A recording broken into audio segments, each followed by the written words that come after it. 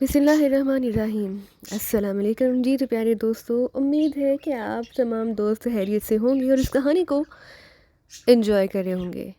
तो चलिए इसी के साथ क्राउन एजेंसी के अगले हिस्से की जानिब बढ़ते हैं। गुड गॉड, ये मेरी ज़िंदगी का सबसे अनोखा तजुर्बा है, जवाना ने एक तवील सांस लेते हुए कहा। उसके साथ ही उसने ऊपर देखा तो उसे बेएहतियात झुरझुरी सी आ गई। जिस जगह से उन्होंने छलांग लगाई थी वो किसी पहाड़ी की चोटी की तरह बुलंद नजर आ रही थी। ये कारनामा मार्सिला का है, वरना हम शायद ही इस तरह नीचे उतर सकते। जोसेफ ने मुस्कुराते हुए कहा। जोआना ने इस बात में सर हिला दिया। इधर आओ, वो जगह उस तरफ है जहाँ इमरान गिरा था। मार्सिला ने उसकी बात का जवाब देने की बजाय एक तरफ इशारा करते हुए कहा। फिर वो तीनों उस तरफ को दौड़ने लगे जिधर को चट्टानें थीं। मार्सिला इस सुरंग में दाखिल हो गई और अभी जोसेफ और जवाना सुरंग में दाखिल हो ही रहे थे कि मार्सिला की जोरदार चीख उनके कानों से टकराई और साथ ही हंसने की खौफनाक फनकार से सुरंग गूंज उठी। सामने फन फैलाए एक खौफनाक अजहा सुरंग में उतरा हुआ खड़ा था। उसकी आंखें हीरों की तरह चमक रही थी। फिर उससे पहले कि जोसेफ मार्सिला को संभालता, अजहे ने खौफनाक फनकार मारते हुए उन पर हमला कर दिया। लेकिन उसी लम्हे सुरंग फायरिंग की आवाज़ से गूंज उठी और उन पर हमला आवर अजहे का चौड़ा फन यकलहत एक झटके से पलट कर पीछे गिरा। लेकिन फिर इतनी ही तेजी से उसका पन दोबारा मुड़कर आगे की तरफ आया। लेकिन फायरिंग की आवाज़ एक बार फिर गूंजी और पन बेजान होकर दरमियान में ही ज़मीन पर गिर गया। रिवॉल्वर की ताकतवर गोलियों ने उसके पन और सर के परहच्चे उड़ाकर रख दिए थे। ये फायरिंग जोआना ने की, जिसने रिवॉल्वर अंडरवेयर में उड़सा हुआ था। शुक्र है गोलियां चल पड़ी, वरना मुझे खतरा था कि दलदल में गिरने की वजह से ये जाम ना हो गया हो। जोआना ने मुस्कुराते हुए कहा और जोसेफ ने सर हिला दिया। मार्सिला का जिस्म जोसेफ के चट्टान जैसे सीने से लगा अभी तक कांप रहा था। आगे चलो, वो ख़त्म हो गया है, जोसेफ ने उसे हटाते हुए कहा और मार्सिला ने तेज से सांस लेते हुए मुंह फेरा और फिर उछलकर आगे बढ़ी। अजय का जिस्म तकरीबन पूरी तरह से सुरंग में फैला हुआ था और उसके चिकने जिस्म को फैलाते हुए चंद लम्हों में सुरंग से दूसरी तरफ फिर खुली जगह पर निकल आए। वो सामने सामने है वो जगह जहाँ इमरान गिरा था, उसकी झलक मैंने देखी थी। मार्सिला ने चीख कर एक तंग सी जगह की तरफ इशारा करते हुए कहा और वो तीनों ही अपनी पूरी कुव्वत से उस तरफ दौड़ पड़े और चंद लम्हों बाद वाकई वो ऐन उस पतले दर्रे की खौफनाक खाई के बिल्कुल नीचे पहुंच गए। लेकिन वहाँ इमरान जिंदा या मुर्दा मौजूद ना था। अरे फैल कर उसे ढूंढो, हो सकता है वो बच गया हो, जोसेफ ने बड़े हलूस भरे लहजे में कहा। और वो तीनों फैलकर इधर उधर इमरान की तलाश में मसरूफ़ हो गए।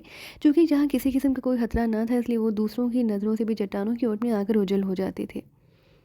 मार्सिला दाएं तरफ काफ़ी आगे जा चुकी थी, जबकि जोसेफ और जवाना बाएं तरफ घूम रहे थे कि अचानक दूर से उन्हें मार्सिला की खौफनाक चीख सुनाई दी। उसके साथ ही किसी के धम से गिरने की आवाज़ भी सुनाई दी और जोसेफ और जवाना उछलकर बिजली की सी तेज़ी से उस तरफ दौड़ पड़े। उनके पैरों में जैसे पंखे लग गए थे।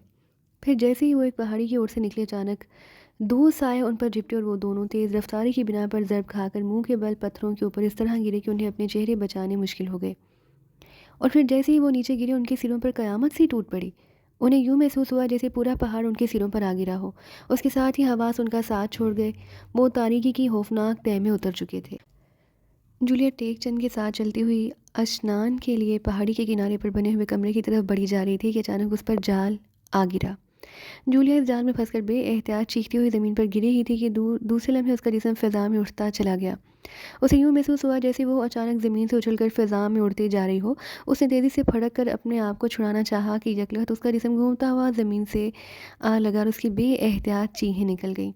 उसे यूँ महसूस हुआ जैसे उसके जिस्म की हड्डियाँ बैक वक्त टूट गई हों और उसके साथ उसका जहन तारीकियों में डूबता चला गया।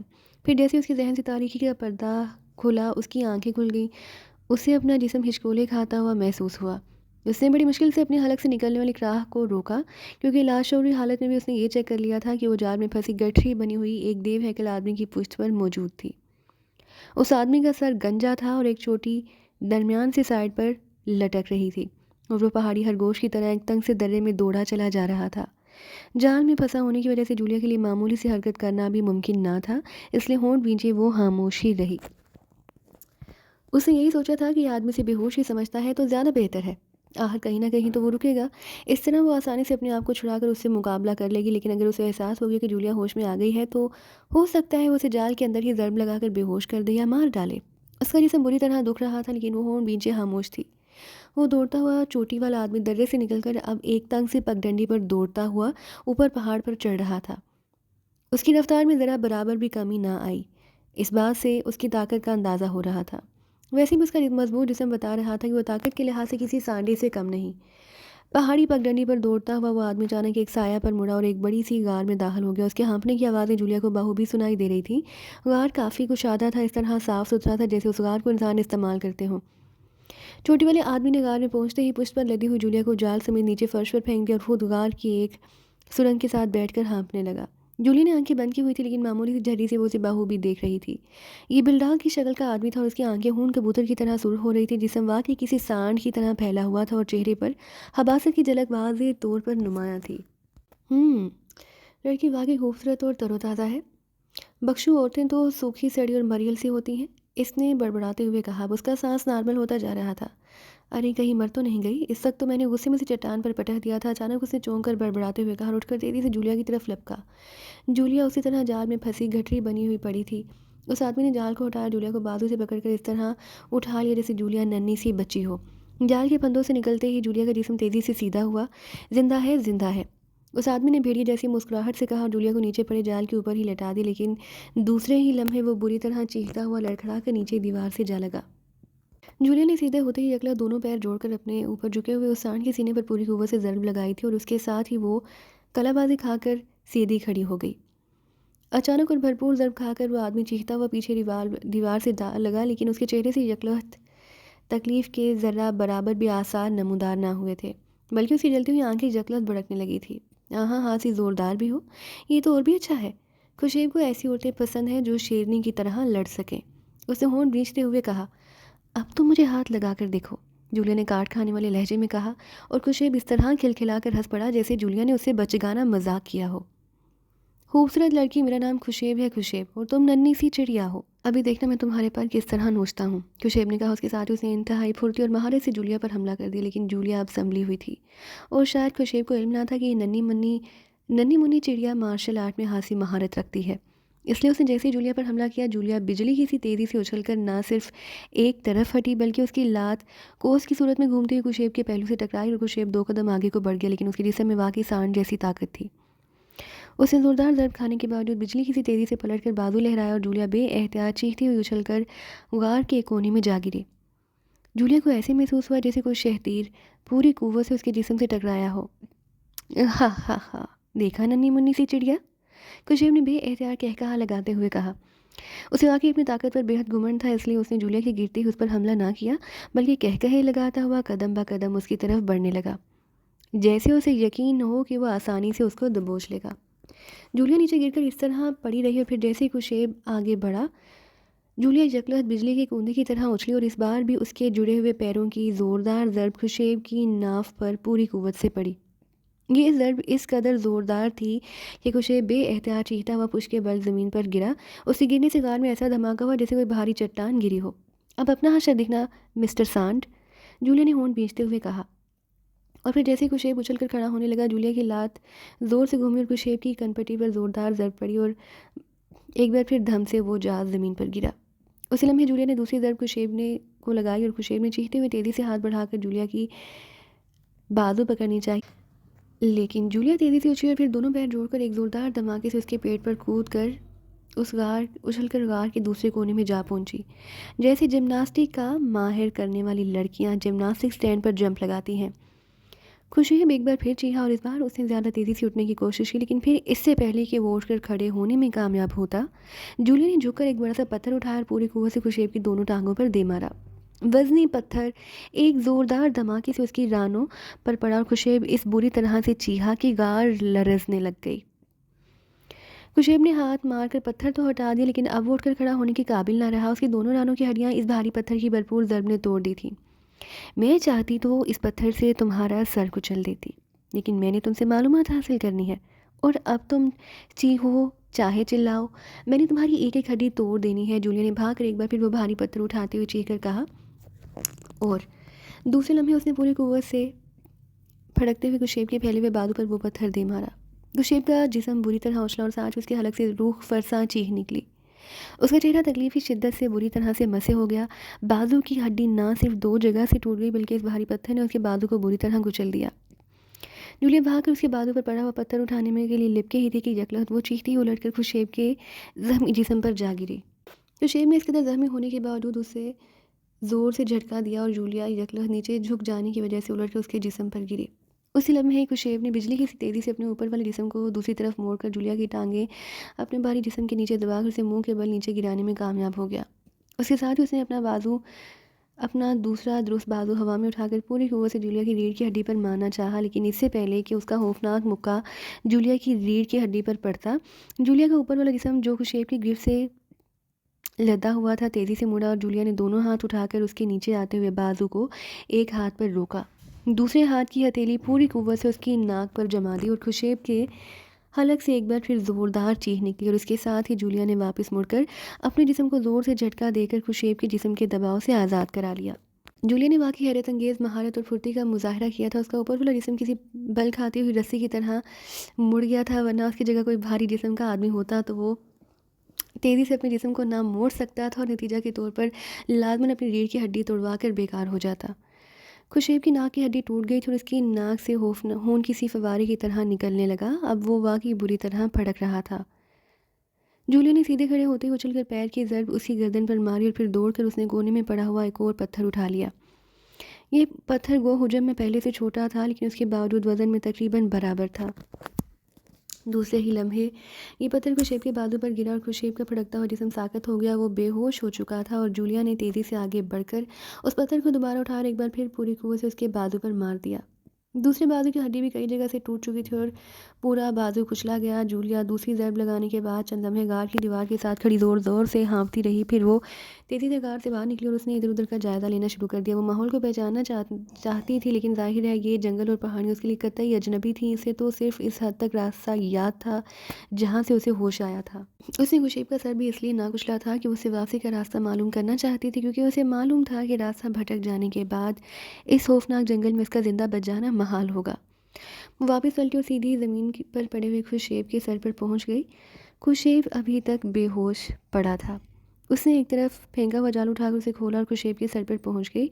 खुशेब के ज़ख्मी जिस्म को उसने घसीट कर उस जाल के अंदर लपेटा, फिर जाल के सिरे की रस्सियाँ पकड़ कर वो जाल में घुसे पड़े खुशेब को घसीटती हुई गार से बाहर ले आई। अब उसने ये फैसला किया था कि खुशेब को इसी तरह घसीटती हुई साथ ले जाएगी, क्योंकि खुशेब इस कदर वज़नी था कि वो उसे उठा ना सकती थी और लात या बाजू से पकड़कर घसीटने के लिए उसे मुसलसल झुकना पड़ता। ऐसी हालत में सफ़र नामुमकिन हो जाता। अब जाल की वजह से वो उसे आसानी से घसीट कर साथ ले जा सकती थी, ताकि खुशेब उसे साथ साथ रास्ता बताता रहे। वैसे उसने फैसला कर लिया था कि अगर खुशेब ने ज़रा बराबर भी एहतजाज किया तो उसे किसी गहरी खाई में फेंक देगी। उसे यकीन था कि किसी गहरी खाई में ज़िंदा दफन होकर मरने के खौफ से खुशेब उसे लाज़मन रास्ता बताने पर मजबूर हो जाएगा। वो बेहोश खुशेब को घसीटती हुई गार से बाहर आई और फिर नीचे उतरती चली गई। नीचे उतरने की वजह से इसे खुशेब को घसीटने के लिए ज़्यादा जोर ना लगाना पड़ा, बल्कि अब खुशेब का भारी जिस्म उसे घसीट कर उसे नीचे ले जा रहा था, क्योंकि इतराई की वजह से जाल में लिपटा हुआ खुशेब का जिस्म उसने अपने आगे रखा हुआ था। थोड़ी देर झाड़ियों और घास में घसीटने के बाद खुशेब को होश आ गया। वो बुरी तरह कराहने लगा, लेकिन जूलिया ने उसकी तरफ तवज्जो ना दी। वो इसी तरह इत्मीनान से चलती रही और आहिस्ता आहिस्ता खुशेब की आंखों में तेज़ी आती गई। खामोश रहो, तुम तो खुशेब हो खुशेब, अब क्यों करा रहे हो? जूलिया ने बड़े तंजिया लहजे में कहा। मुसलसल पलटने और रगड़ खाने की वजह से उसकी हालत बहुत ख़राब हो रही थी। तुम कहाँ ले जा रही हो मुझे? खुशेब ने कराहते हुए पूछा। जहन्नुम में, जो तुम जैसे लोगों के लिए बनी है, जूलिया ने सर्द लहजे में जवाब देते हुए कहा। सुनो, मुझे छोड़ दो, मैं तुम्हें सब कुछ बता दूंगा, खुशेब ने कहा। मुझे कुछ पूछने की ज़रूरत नहीं, मैं तो ऐसी खाई देख रही हूँ जहाँ तुम्हें इस जाल समेत लटका सकूँ, ताकि तुम्हारी जान सिसक सिसक कर निकले, वरना तो तुम्हें जानवर और एक लम्हे में चट कर जाएंगे, और मैं तुम्हें तुम्हारी शाया निशान वो देना चाहती हूँ, जूलिया ने बड़े सर्द और तुंद लहजे में कहा। लेकिन इससे पहले कि खुशेब कोई जवाब देता, अचानक उसकी जिस्म राह में आ जाने और चट्टान से टकरा कर रुक गया, और जूलिया, जिसने शायद इस चट्टान का ख्याल ना किया था, तेज़ी से चलते हुए खुशेब के जिस्म से टकराई और दूसरे लम्हे वो कलाबाजियाँ खाती हुई नीचे गहराई में गिरती चली गई। जाल की रस्सियाँ उसके हाथों से छूट गई थी। यहाँ गहराई इस कदर पार थी कि बावजूद कोशिश के जूलिया अपने आप को ना रोक सकी और मुसलसल कलाबाजी खाती हुई एक धमाके से नीचे दामन में मौजूद एक दरख्त के तने से जा टकराई। तकलीफ़ की शिद्दत की वजह से उसका दिमाग माऊफ सा हो गया। चंद लम्हे तो उसी तरह पड़ी रही, फिर उसने आहिस्ता आहिस्ता हरकत करनी शुरू कर दी और उठकर खड़े होने में कामयाब हो गई। उसका लिबास फट गया था और जिस्म पर बेपनाह हराशें और रगड़ें आ गई थी, जिनसे खून रिसने लगा था। हत्ता कि चेहरा भी उन हराशों और रगड़ों से ना बच सका, लेकिन जूलिया दिल ही दिल में इस बात पर शुक्र अदा कर रही थी कि वो किसी खौफनाक खाई में गिरने से बच गई थी और उसकी कोई हड्डी ना टूटी थी। खुशेब का जिस्म इसी तरह जाल में लिपटा हुआ उस चट्टान के साथ पड़ा रहा, लेकिन वो चट्टान इतनी बुलंदी पर थी कि जूलिया के लिए इतनी चढ़ाई चढ़कर दोबारा उस तक पहुंचना महाल हो रहा था। लेकिन जूलिया दोबारा चढ़ाई चढ़ने पर मजबूर थी, क्योंकि रास्ते के मुताबिक तो खुशेब भी उसे बता सकता था। चनाचे वो कराहती हुई दोबारा ऊपर चढ़ने लगी ताकि खुशेब को नीचे ला सके। अभी उसने आधी चढ़ाई ही तय की थी कि यकलहत एक खौफनाक चीज़ सुनकर वो ठटक कर रुक गई। ये गैर इंसानी चीज़ ऊपर उसी जगह से आई थी जहाँ खुशेब का जिस्म मौजूद था। दूसरे लम्हे जूलिया के जिस्म में खौफ की लहरें से दौड़ने लगी। उसने एक स्याह रंग के कवि हैकल रीछ को एक चट्टान से छलांग लगाकर उस जगह पहुंचते देखा जहां खुशेब का जिस्म पड़ा था। स्याह रीछ ने वहां पहुंचकर जोर से अपना पंजा खुशेब के जिस्म पर मारा, लेकिन दूसरे लम्हे उसके नाखून जाल में फंसे और रीछ ने पूरी कुव्वत से पीछे हटकर अपना पंजा छुड़ाने के लिए लात को पूरी कुव्वत से झटका दिया। उसके पंजे में फंसा जाल ऊपर को उठा। खुशेब का जिस्म भी जाल में लिपटा हुआ ऊपर को उठा। रीछ ने जोरदार झटका देकर अपना पंजा तो जाल से छुड़ा लिया, लेकिन खुशेब का जिस्म नीचे गिरकर इंतहाई तेज रफ्तारी से जाल समेत लुढ़कता हुआ पहाड़ी की उस सिमट को गया जहां सैकड़ों फुट गहरी खाइयां थी। खुशेब की हलक से मुसलसल चीखें निकल रही थी और फिर खुशेब का जिस्म तो खाई में गिरकर नज़रों से ओझल हो गया, लेकिन उसकी हलक से निकलने वाली खौफनाक चीख इसे गहराई में डूबती हुई अभी तक सुनाई दे रही थी। रीछ इन चीखों से घबराकर खुद भी चीखता हुआ छलांगे लगाता चट्टानों के पीछे गायब हो गया। खुशेब की चीखें तो अब जूलिया को सुनाई देना बंद हो गई थी, लेकिन उनकी बाज़गश्त मुसलसल जूलिया को सुनाई दे रही थी। जूलिया को झुरझुरियाँ सी आ रही थी। जब ये बाज़गश्त भी खत्म हो गई तो जूलिया झुरझुरी लेती हुई मुड़ी और तेज़ी से दौड़ती हुई वापस नीचे उतरने लगी। अब जाहिर है उसे खुद ही किसी महफूज जगह पर पहुंचना था। उसने नीचे पहुंचकर एक दरख्त की मोटी सी चाह उठाकर हाथ में पकड़ ली, ताकि अगर कोई जानवर उस पर हमला कर दे तो वो उस लाठी नुमा लकड़ी से दिफा तो कर सके। वो अब उस तरफ को जा रही थी जहाँ उसे होश आया था, लेकिन वहाँ पहुंचकर वो रुक गई। हर तरफ ऊंची नीची पहाड़ियों का सिलसिला फैला हुआ था, जिस पर घना जंगल था और जंगल में दौड़ते हुए छोटे मोटे जानवर उसे हर जगह नजर आ रहे थे। वो अब सोच रही थी कि किस तरह सिराय तक पहुंचे। चंद लम्हे सोचने के बाद उसने यही फैसला किया कि वो यहाँ की सबसे ऊंची चोटी पर चढ़कर इर्द गिर्द के इलाके को चेक करे। शायद कोई इंसानी आबादी या सिराय वगैरह नज़र आ जाए। और फिर उसे यकीन था कि इमरान और उसके साथी लाजमन उसे तलाश कर रहे होंगे, इसलिए ऊंची पहाड़ी पर चढ़ने के बाद हो सकता था कि उनमें कोई उसे नज़र आ जाता। लेकिन सबसे ऊंची पहाड़ी काफ़ी फासले पर थी और इसके दरमियान कई छोटी बड़ी पहाड़ियाँ थी, लेकिन जूलिया उन्हें अबूर करने के लिए चल पड़ी। पहाड़ियों का सफ़र मैदानी इलाकों की तरह नहीं होता कि एक मंजिल पर चल पड़ने पर आदमी खुद ब खुद वहाँ पहुँच जाए, बल्कि पहाड़ी सफ़र में इंसान को मंजिल तक पहुँचने में बेशुमार रुकावटों, मोड़ और पेचीदगियों से वास्ता पड़ता है। ये सफ़र इस सूरत में तय हो सकता है जब इंसान इन पहाड़ी इलाकों से अच्छी तरह वाकिफ़ हो, लेकिन जूलिया के लिए तो यहाँ कुछ अजनबी था। इसलिए पहाड़ी को पार करते हुए वो बजाय ऊंची पहाड़ी की तरफ जाने की घूमते हुए किसी और तरफ को निकल आई, और ऊंची पहाड़ी जिसे वो अपनी मंजिल बनाए हुई थी न जाने कहाँ गायब हो गई थी। अब जाहिर है जूलिया के पास सिवाय भटकने के और कोई चारा न था। चनाचे वो पगडंड के ऊपर चलती हुई आगे बढ़ती चली गई। उसे सफ़र करते हुए भी थोड़ी ही देर हुई थी कि अचानक उसे वापस अपने दाएं तरफ कुछ फासले पर फायरिंग की तेज़ आवाज़ें सुनाई दी, और ये आवाज़ें सुनते ही वो बुरी तरह से चौंक पड़ी। जूलिया भागती हाँफती हुई उस तरफ को भागती गई जिधर से उसने फायरिंग की आवाज़ें सुनी थी। रास्ते में एक सुरंगनुमा दर्रे से गुजरकर वो जैसे ही दूसरी तरफ पहुंचे, अचानक उसे दूर से एक इंसान की झलक दिखाई दी। वो ठटक कर रुक गई। ये कोई बख्शू था जो दूर गहराई में ज़मीन पर घिसट रहा था, और उसका अंदाज बता रहा था कि वो हादसा ज़ख्मी है। जूलिया एक बार फिर उधर को भाग पड़ी और मुख्तलिफ रास्तों से गुजरते हुए वो एक ढलान पर उतरकर एक गहरी वादी के सिरे पर पहुंच गई, लेकिन अब वो बख्शू से नज़र ना आ रहा था। जूलिया उसकी तलाश में आगे बढ़ती चली गई। फिर अचानक वो तेज़ी से एक बड़ी चट्टान के पीछे दुबक गई। उसने दो कवि हैकल हबशियों को एक खाई में तेज़ी से उतरते हुए देख लिया। गो के फासला काफ़ी था, लेकिन उसके बावजूद जूलिया उनके चेहरे बाखूबी देख रही थी। ये अजनबी लोग थे। उसने उन दोनों में से किसी को भी साउदी की सराय में ना देखा था, और खुशेब भी जो कि बख्शू ही के लिबास में था, इसलिए जूलिया को यकीन हो गया कि ये दोनों भी यकीनन खुशेब के ही साथी होंगे। और वो अब सोच रही थी कि एक को तो हलाक कर दे और दूसरे को ज़ख्मी और बेबस करके उससे साउदी की सराय का रास्ता पूछे। लेकिन वो दोनों हाथ से कवि हैकल भी थे, और वो जिस तरह इस खौफनाक खाई में उतर रहे थे उससे जाहिर होता था कि वो इन पहाड़ी रास्तों से बाखूबी वाकिफ़ हैं। इसलिए अब वो कोई ऐसी तरकीब सोचना चाहती थी जिससे वो महफूज रहकर उन्हें बेबस कर सके। उसी लम्हे उसने उन दोनों बख्शों को एक बड़ी सी झाड़ी के पास रुकते हुए देखा। उन दोनों की पुष्प जूलिया की तरफ थी। वो चट्टान के पीछे से निकलकर दबे पांव आगे बढ़ने का सोच ही रही थी कि अचानक अचानक उसने अपने दाएं हाथ पर फायरिंग की आवाज़ें सुनी। फायरिंग मामूल से वक्फे में दो बार होती और फिर खामोशी छा गई। फायरिंग की आवाज़ सुनते ही झाड़ी के पास खड़े दोनों बख्शू बुरी तरह से उछले और तेज़ी से उस तरफ को दौड़ने लगे जिधर एक चट्टान के पीछे जूलिया छुपी हुई खड़ी थी। जूलिया ने अपनी तरफ आता देखकर और सिमट गई, और दोनों बख्शुओं तेज़ी से भागते हुए उसी चट्टान से ज़रा दूर आकर रुक गए जिसके पीछे जूलिया छुपी हुई थी। उन दोनों ने झुककर पत्थर उठा रखे थे। उसी लम्हे एक औरत पहाड़ी किनारे से निकली और उसके साथ ही एक बख्शू का हाथ लहराया, और वो औरत बुरी तरह चीखती हुई धम से नीचे गिरी। ये सब कुछ पलक झपकने में हो गया और चट्टान के पीछे छुपी हुई जूलिया इस औरत की सिर्फ एक झलक ही देख सकी थी। औरत के चीख कर नीचे गिरते ही दौड़ते हुए कदमों की आवाज़ें पहाड़ी किनारे के दूसरी तरफ से आती हुई सुनाई देने लगीं और वो दोनों बख्शू उन आवाज़ों को सुनते ही तेज़ी से चट्टान से चिमट गए। उस बख्शू ने जिसने इस औरत को पत्थर मारकर गिराया था पीछे हटते हुए इंतहाई फुर्ती से एक और पत्थर उठा लिया और फिर पलक झपकने की देर में दौड़ते कदमों की आवाज़ें किनारे पर सुनाई दी और वो दोनों बख्शू तेज़ी से उछले और दूसरे लम्हे जूलिया झोंक कर सीधी हो गई क्योंकि आने वालों को वो पहचान चुकी थी। ये जोसेफ और जवाना था। उनके कदो कामत और जिस्म का रंग उन्हें एक झलक में पहचानने पर मजबूर कर देता था। दोनों बख्शुओं के आगे झिपट कर उनसे टकराने की वजह से वो दोनों उछलकर मुंह के बल नीचे पत्थरों पर गिरे और उसी लम्हे दोनों बख्शुओं ने पूरी कुव्वत से हाथों में मौजूद बड़े पत्थर उन दोनों के सिरों पर मारे और उन दोनों के फड़कते हुए जिस्म यकलख्त साकत हो गए। जूलिया इस दौरान हाथ में मोटी शाख पकड़े उन बख्शुओं के पीछे पहुंच चुकी थी और जैसे उन दोनों ने पत्थर मारे जूलिया के बाजू लहराए और लाठी पूरी कुव्वत से एक बख्शु की खोपड़ी पर पड़ी। वो चीरता हुआ मुंह के बल नीचे गिरा। लाठी की भरपूर और खौफनाक जड़ में उसकी खोपड़ी को 4-5 हिस्सों में तकसीम कर दिया था। दूसरा बख्शु बिजली की सी तेज़ी से मुड़ा और उसने उछलकर जूलिया की गर्दन पर जोर से हाथ मारा और जूलिया उछलकर चीखती हुई पुश के बल पीछे गिरी।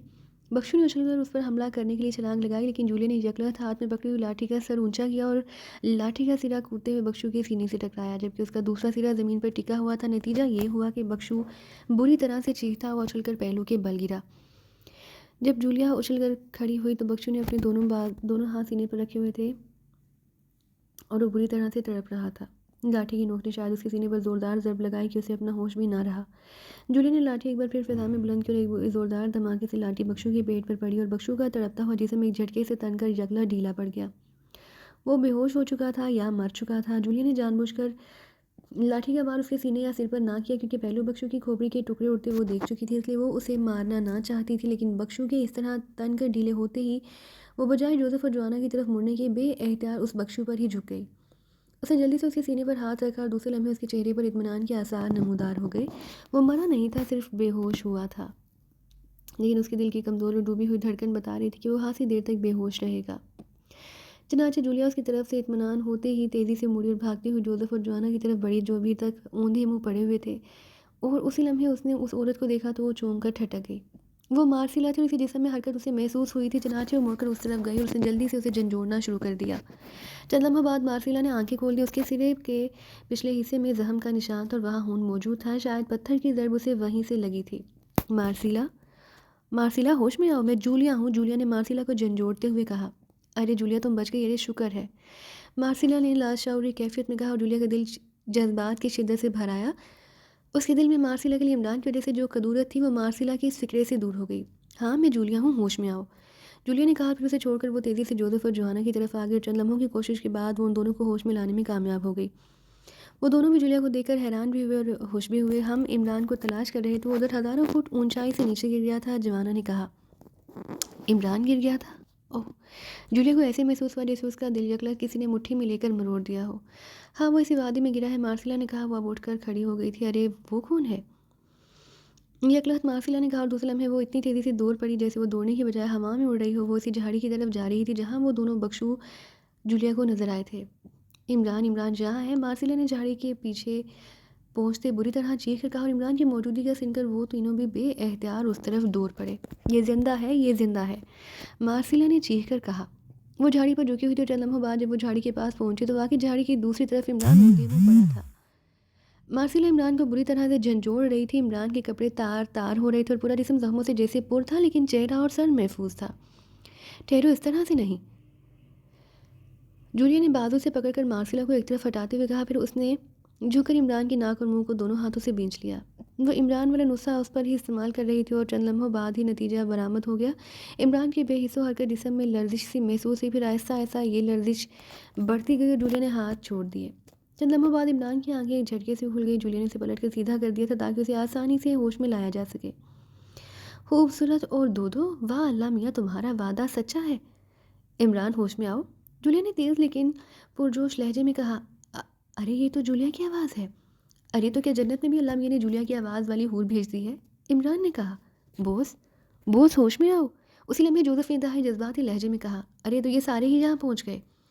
जोसेफ, चलो चलो, यहाँ तो शराब की कमी ना होगी, बेशक 10 बोतलें भी पी ले, इमरान ने कहा। और दूसरे लम्हे उसने उठने की कोशिश की। जूलिया और मार्सिला दोनों बैक वक्त झुक गई और दोनों ने इमरान को दोनों तरफ से सहारा देकर उठने में मदद दी। वाह, ये तो वाकई बड़ी हिम्मत गुजार हो रहे हैं।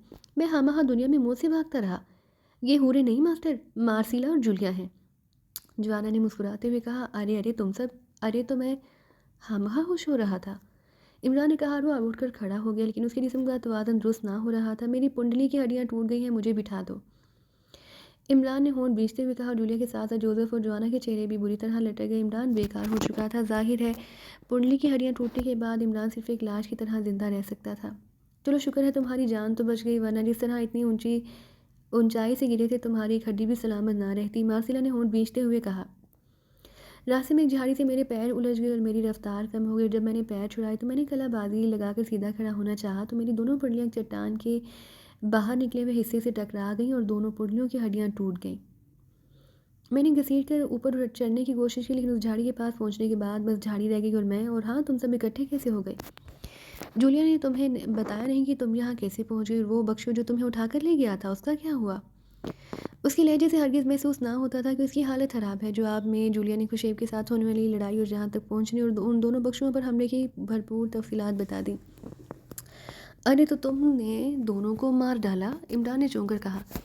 नहीं, एक बेहोश पड़ा हुआ है, जूलिया ने उस चट्टान के किनारे की तरफ इशारा करते हुए, और तुम उसे अकेला छोड़कर मेरे मिजाज पुरसी के लिए यहाँ आकर खड़े हो गए। इमरान ने तलह लहजे में कहा। जवाना तुम उसे उठाकर जहाँ ले आओ, अब ये बताएगा कि ये सारा खेल क्या है। और जोसेफ, तुमने वो बूटी देखी हुई है जो ऊँट की भी हड्डी जोड़ देती है? इमरान ने जवाना को मुखातिब करने के बाद जोसेफ की तरफ रुख बदलते हुए कहा। ऊँट की हड्डी? ओ बॉस, यस बॉस, अब मुझे याद आ गया। जर्द रंग की शाहें होती हैं, मुझे उसका नाम भूल गया। उसका सिर्फ उफ तो फ़ौरन हड्डी जोड़ देता है। जोसेफ ने चौंकते हुए कहा। नाम तो मुझे भी याद नहीं आ रहा इस वक्त। वैसे वो यहाँ मौजूद होगी, लेकिन जाहिर है वो सामान साहू जी के पास है। तुम जाकर उसे तलाश करो, जंगल में कहीं ना कहीं मिल जाएगा। यस बॉस, जोसेफ ने कहा और तेजी से उस खाई की तरफ बढ़ गया जहाँ से वो दोनों बख्शू नीचे उतरे थे। इतनी देर में जवाना भी इसी बख्शू को उठाकर इमरान के पास ले आया। वो भी तक बेहोश था। इसे होश में ले आओ, इमरान ने होंठ भींचते हुए कहा। और जवाना ने झुककर एक हाथ से उसकी गर्दन पकड़ी और उसे फिजा में उठा लिया और दूसरे हाथ से उसने पूरी कुव्वत से इसके चेहरे पर थप्पड़ जड़ दिया। पहला थप्पड़ ही इतना ज़ोरदार था कि बख्शू का गाल फट गया और उसके कई दांत फुलझड़ी की तरह मुंह से बाहर ज़मीन पर गिर पड़े और बख्शू ने एक चीख मारकर आंखें खोल दी। वो उन बख्शों की बस की बात नहीं है बर्ट, तुमने उन्हें आम से मुजरिम ट्रीट कर लिया है और यही तुम्हारी हमाकत है। महायोगी ने दांत पीसते हुए सामने बैठे ड्राज योगी से मुहातिब होकर कहा। यस बॉस, वाकई ये लोग आम मुजरिम नहीं। उन्होंने जिस अंदाज में कंतरों, शंगियारों और उनके साथियों का खात्मा किया है, इससे पता चलता है कि उनका मुकाबला मुझे खुद करना होगा। बर्ट ने सर झुकाते हुए कहा। बिल्कुल बिल्कुल, तुम खुद अपने हाथ साथियों को लेकर जाओ और उनका खात्मा करो। उस शेप का क्या बना? उसके मुताबिक क्या रिपोर्ट मिली है तुम्हें? महायोगी ने कहा। उसकी कुचली हुई लाश जाल में फंसी हुई एक गहरी खाई में पड़ी पाई गई और वो लड़की वापस साहू जी की सराय में पहुंच गई है। शंगियारों और कंतरों दोनों की लाशें मिल गई हैं और उनके बाकी साथियों की लाशें जगह जगह बिखरी हुई मिली हैं। रिपोर्ट के मुताबिक वहाँ ज़बरदस्त फाइट हुई है। चंद बख्शू गोलियों से हलाक हुए हैं और चंद ज़रबात शंगियारों की खोपड़ी टूटी हुई मिली है और कंतरों के जिस्म पर ऐसे निशानात हैं जैसे उस पर बेपनाह तशद्दुद किया गया। और हैरत अंगेज़ बात यह है कि इमरान और उसके साथियों में से एक आदमी भी जख्मी ना हुआ और ना हलाक। वो सब सही सलामत साहू जी की सहराई में वापस पहुँच गए हैं। बर्ट ने मज़ीद तफसीलात बताते हुए कहा। इसी बात से तो मुझे तशवीश लाहक हुई है। मैंने तुम्हारी रिपोर्ट मिलने के बाद हेडक्वार्टर से बात की, उन्होंने भी यही हुक्म दिया है कि उनके खिलाफ पूरी ताकत इस्तेमाल की जाए और उन्हें हर सूरत में हलाक कर दिया जाए। महायोगी ने कहा। ठीक है बॉस, अब ऐसा ही होगा। साहू जी की सिराय में मेरा हाथ आदमी पहुंच गया है और वो मुझे उनके मिशन की मुकम्मल तफसीलात मुहैया करेगा, फिर हम उनका रास्ता रोक लेंगे। बर्ट ने सर हिलाते हुए कहा। फिर इससे पहले कि महायोगी उसकी बात का जवाब देता, अचानक मेज़ पर रखे हुए वायरलेस फ़ोन की घंटी बज उठी और महायोगी ने जल्दी से उठकर उसका बटन ऑन कर दिया। Hello Mangal Sao calling. Rajyogi. Button on होते ही दूसरी तरफ से आवाज़ सुनाई दी। ये तुम्हारी कॉल है। महायोगी ने रिसीवर बर्ट की तरफ बढ़ा दी। Yes sir. Yes Rajyogi attending sir. Imran और उसके साथी साहू जी की सराय से रवाना हो गए हैं। मैंने उनके सामान में 11:30 डिक्टम पहुंचा दिया है। अब उनके रास्ते का इशारा आपको चेकिंग डिक्टम से आसानी से मिल जाएगा। मंगल साहू ने जवाब दिया। Very good. उन्हें उस पर कोई शक तो नहीं हुआ? बर्ट ने खुश होकर कहा। नहीं जनाब। गुड। वैसे वो किस रास्ते पर सफ़र कर रहे हैं? बर्ट ने पूछा। वो सो अभी निकले और मैं आपको रिपोर्ट देने के लिए यहाँ रुक गया था। वैसे मेरा आइडिया है कि वो चाउतम के रास्ते की तरफ गए हैं। वैसे उनकी जो बातें मेरे कानों तक पहुँची इसमें रत्नागढ़ का जिक्र भी आया है। मंगल साहू ने जवाब दिया। ओके ठीक है। तुम्हारे पास ज़ीरो ट्रांसमीटर तो मौजूद है ना? Yes boss. तुम इंतहाई एहतियात से उनका ताक़ुब करो, सामने आने की बिल्कुल ज़रूरत नहीं। बर्ट ने तेज़ लहजे में कहा और बटन ऑफ करके रिसीवर रख दिया। रत्नागर के मुताबिक मंगल साहब की रिपोर्ट इंतहाई अहम है। राजयोगी ने कदरे परेशान लहजे में कहा। यस बॉस, और उसे साबित हो गया है कि उन्होंने कंतरों पर तशद्दुद करके उसे सब कुछ उगलवा लिया है। तुम ऐसा करो कि फ़ौरन अपने आदमी रत्नागर भेजकर वहाँ से हर चीज़ उठवा लो जिससे हमारे हेडक्वार्टर की कोई निशानदही हो सके। और तुम खुद भी उन्हें रत्नागर के रास्ते पर ही रोकना ताकि उन्हें मुकम्मल यकीन हो जाए कि रत्नागर ही असल गुड़ है, महायोगी ने कहा। मैंने सर उनके हाथ का एक और मंसूबा बनाया। उन्होंने लाजमन कंत्रों से रत्नागर का रास्ता मालूम कर लिया होगा, इसलिए वो चाउसम पहाड़ी की तरफ गए हैं। वहाँ से रत्नागर को एक शॉर्टकट पड़ता है, लेकिन एक मुकाम ऐसा है जहाँ वो बुरी तरह फंस सकते हैं। ऐसा कौन सा मुकाम है जहाँ तुम्हारे जहन में? सर वो जब चाउसम पहाड़ी को क्रॉस करने के बाद जब नीलम वादी में पहुंचेंगे तो वहाँ चारों तरफ से उन पर फायरिंग करके उनका आसानी से खात्मा किया जा सकता है। ये एक छोटा सा तंग कुआं नुमा मुकाम है और उसके ऊपर एक छोटा सा पुराना लकड़ी का पुल है जो बेहद हंसता है। मैं उस पुल को पहले ही तोड़वा दूंगा। पुल के टूटने के बाद उन्हें लाजमन नीलम वादी में उतरना पड़ेगा और फिर वो वहाँ से किसी सूरत भी जिंदा बचकर ना निकल सकेंगे, क्योंकि उस वादी के चारों तरफ बिल्कुल सपाट और सीधी पहाड़ियाँ हैं। सिर्फ शुमाल की तरफ एक रास्ता नीचे जाता है और फिर मगरिब की तरफ से एक तंग सा रास्ता ऊपर जाने के लिए बना है। इस रास्ते को मैं पत्थरों से बंद करवा दूंगा, इस तरह वो ऊपर ना पहुंच सकेंगे और फिर चारों तरफ मेरे आदमी मशीन गन्ने लेकर मौजूद रहेंगे। बर्ट ने पूरी तफसील से अपना मंसूबा बताया तो महाराज योगी का परेशान चेहरा यकलह चमक उठा। वेरी गुड प्लानिंग बर्ट, अगर तुम इस मिशन में कामयाब हो गए तो तुम्हें बहुत बड़ा ओहदा दिया जाएगा। आप बेफिक्र रहें बॉस। अब तक वाकई मैंने उन्हें ज़्यादा अहमियत ना दी थी और मेरा ख्याल था कि वो शंग्यार और कंतरों के आदमी के हाथों हलाक हो जाएंगे, लेकिन अब मैं खुद उनके रास्ते के लिए आगे बढ़ूंगा और उसके बाद उनके ज़िंदा रह जाने का सवाल ही पैदा नहीं होता। बर्ट ने बड़े फहरी अंदाज में कहा, और ओके फिर जाओ और उनकी लाशें लेकर मेरे पास आओ, महायोगी ने कहा और बर्ट उठ खड़ा हुआ। फिर तेज़ से कदम उठाता बैरूनी दरवाजे की तरफ बढ़ गया। पहाड़ी हचड़ों की एक कतार पहाड़ी चढ़ाई तय कर रही थी। उन पर इमरान और उसके साथी मौजूद थे। जर्द रंग की बूटी का सफूफ जोसेफ ने ढूंढ निकाला था और ये उस बूटी का कमाल था कि इमरान उसे खाने के 1 घंटे बाद बिल्कुल ठीक हो गया। उसकी टूटी हुई हड्डियाँ इस तरह जुड़ गई थी जैसे कभी टूटी ही ना हो।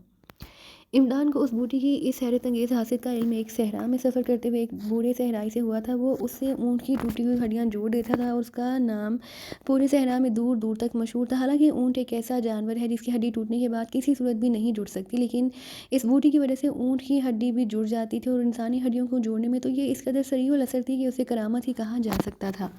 इमरान उस बूटी का सफ़ूफ उस सहराई से ले आया था और फिर वापस अपने मुल्क आकर जब उसका कीमियाई तज्जिया किया तो उसे मालूम हुआ कि ये बूटी तो दुनिया में हर जगह पाई जाती है। फिर पाकिस्तान के सन्यासियों की मदद से उसने उस बूटी को दरियाफ्त कर लिया। उस जर्द रंग की बूटी का खास नाम था, लेकिन जाहिर है इस हर इलाके में उसे मुख्तलिफ नामों से याद किया जाता था। अलबत्ता उसका एक नाम पूरी दुनिया में जाना जाता था और वो था ऊँट की हड्डी जोड़ने वाली बूटी।